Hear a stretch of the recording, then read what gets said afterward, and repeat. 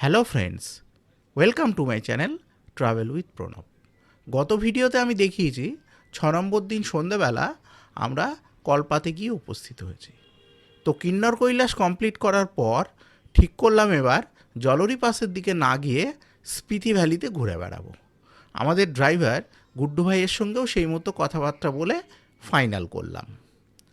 তো আমরা ঠিক করলাম পরের দিন সকাল 10টা নাগাদ আমরা কলপার হোটেল থেকে বার হব।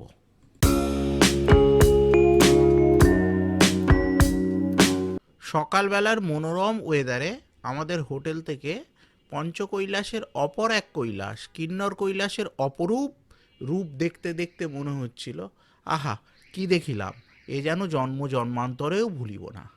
এই জন্যই তো বারবার ছুটে আসা।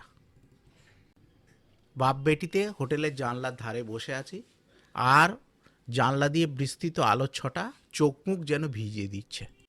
এ যেন এক স্বর্গীয় অনুভূতি, সত্যিই স্বর্গীয়। হোটেলের চারিপাশে বিস্তৃত আপেল বাগান, কলপার বিখ্যাত লাল টুকটুকে আপেল, কী তার রূপ, কী তার রস। সোনালি আপেলও কম যায় না। ঘুরে ঘুরে আমরা দেখতে থাকলাম আর মজা নিতে থাকলাম কলপার বিখ্যাত আপেলের।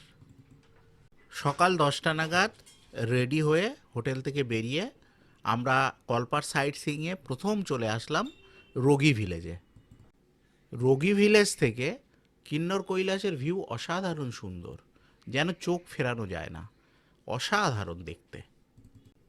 রোগী ভিলেজ থেকে কলপাতে ফেরত এসে প্রথমেই আমরা দেখে নিলাম কল্পা মনাস্ট্রি।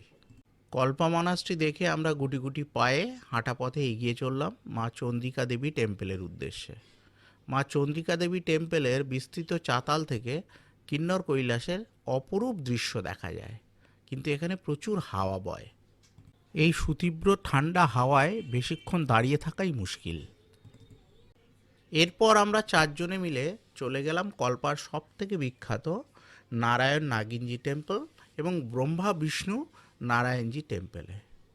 এই মন্দির চত্বরে আমরা অনেক সময় অতিবাহিত করলাম এবং চারিপাশের সৌন্দর্য দু চোখ ভরে দেখতে থাকলাম, যেন সময় কাটছিল না। কলপা থেকে বার হতেই আমাদের 1:30 বেজে গেল। এরপর কলপা থেকে বার হয়ে আমরা কলপা থেকে 5 কিলোমিটার দূরে রেকম্পিওতে লাঞ্চ করে নিলাম। রেকম্পিও থেকে 3টে নাগাদ বার হয়ে আমরা প্রথম স্টপেজ দিলাম কাসাং ব্রিজ ওয়াটারফলসের ধারে। এই ওয়াটারফলসের ধারে আমরা বেশ কিছুটা সময় অতিবাহিত করলাম। এরপর পড়ন্ত বিকেলের আলোয় আমরা এগিয়ে চললাম আজকে আমাদের গন্তব্য স্পেলোর দিকে। স্পেলো একদম সুতলেজের ধারে এবং কলপা থেকে স্পেলোর দূরত্ব মোটামুটি 45 কিলোমিটার। বিকেল 4:30 নাগাদ আমরা এসে উপস্থিত হলাম স্পেলোতে। স্পেলোতে আমরা রাত্রি নিবাস করলাম রিভার ভিউ হোমস্টে।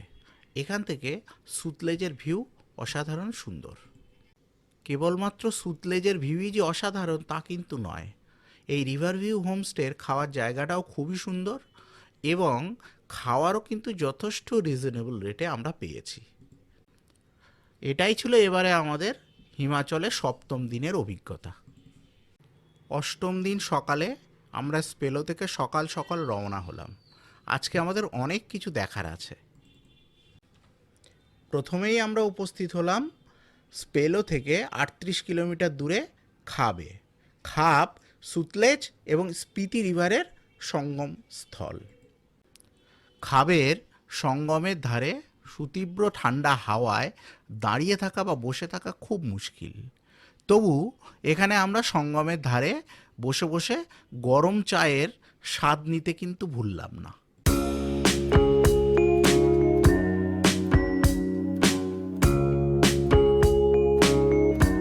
খাবের সঙ্গমে বেশ কিছুটা সময় অতিবাহিত করার পর আমরা স্পিতি রিভারের ধার ধরে এগিয়ে চললাম নাকোর দিকে। খাপ থেকে নাকো মোটামুটি 33 কিলোমিটার মতো রাস্তা। নাকোর দিকে যতই এগিয়ে চলেছি ততই স্পিতি ভ্যালির রূপ আমাদের সামনে খুলে যেতে থাকলো। কোল্ড ডেজার্ট নামে খ্যাত স্পিতি ভ্যালি হলেও কী তার রং, কী তার রূপ। আমরা যখন নাকোতে এসে পৌঁছালাম তখন সবে দুপুর হয়েছে। 12,000 ফিট হাইটের নাকো কিন্তু প্রাকৃতিক সৌন্দর্যের দিক থেকে অসাধারণ। এখানে থাকারও ব্যবস্থা আছে, কিন্তু বিকেলের পরে এখানে কিন্তু প্রচণ্ড ঠান্ডা হাওয়া আছে।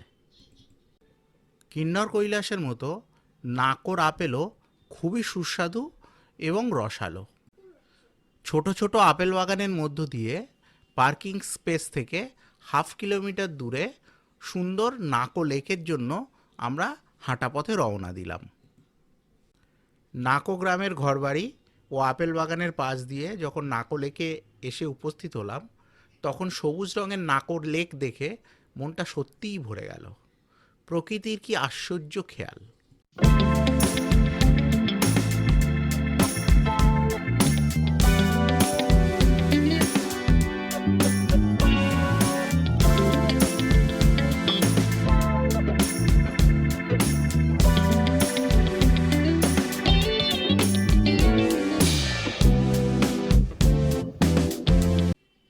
12,000 ফুট হাইটে অবস্থিত অনিন্দ সুন্দর নাকো লেকের ধারে আমরা অনেকটা সময় অতিবাহিত করলাম। সময় যে কোথা দিয়ে চলে যাচ্ছিল বুঝতেই পারলাম না। অবশেষে গন্তব্যের টানে আমাদের উঠতেই হলো।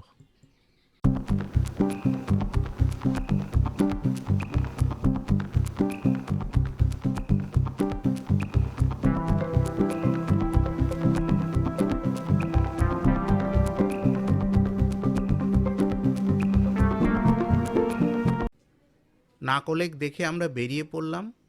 নাকো লেক দেখে তার পরবর্তী গন্তব্য আমাদের গিউ মনাস্ট্রি। নাকো লেক থেকে গিউ মনাস্ট্রির দূরত্ব মোটামুটি 50 কিলোমিটার মতো। আর কোল্ড ডেজার্ট নামে খ্যাত স্পিতি ভ্যালির চমৎকার অনিন্দ সুন্দর রূপ দেখতে দেখতে আমরা ধীরে ধীরে এগিয়ে চললাম গিউ মনাস্ট্রির দিকে। গিউ মনাস্ট্রিতেও আমাদের বেশ কিছু সময় অতিবাহিত করার আছে।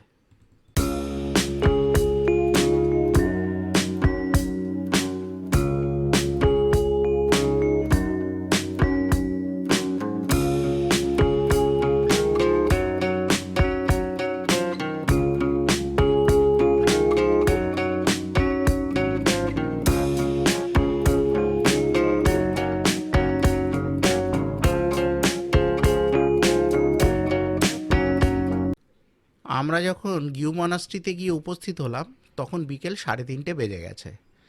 পার্কিং স্পেস থেকে যখন হেঁটে হেঁটে গিউ মনাস্ট্রির দিকে যাচ্ছি তখন তীব্র হাওয়ায় শরীরে কাঁপুনি দিচ্ছে, কিন্তু এই চমৎকার ওয়েদারের মধ্যে আমরা গিউ মনাস্ট্রি চারিদিকে ঘুরে ঘুরে দেখতে লাগলাম। চমৎকার ওয়েদারে অনিন্দ সুন্দর গিউ মনাস্ট্রি ঘুরে ঘুরে দেখতে চমৎকার লাগছিল। প্রায় 1 ঘন্টা সময় আমরা গিউ মনাস্ট্রিতে অতিবাহিত করলাম। এই অনিন্দ সুন্দর গিউ মনাস্ট্রি নিজে যতটা সুন্দর, এর চারিপাশের প্রাকৃতিক সৌন্দর্যও কিন্তু মন কাড়া।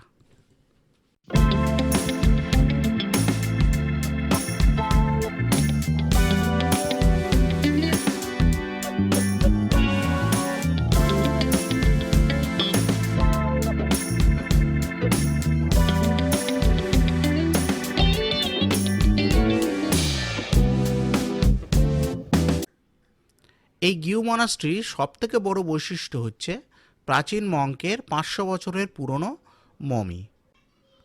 গিউ মনাস্ট্রি দেখে আমরা চলে আসলাম টাবোতে। গিউ মনাস্ট্রি থেকে টাবোর দূরত্ব মোটামুটি 40 কিলোমিটার। তো টাবোতেই আমরা রাত্রিবাসের সিদ্ধান্ত নিলাম।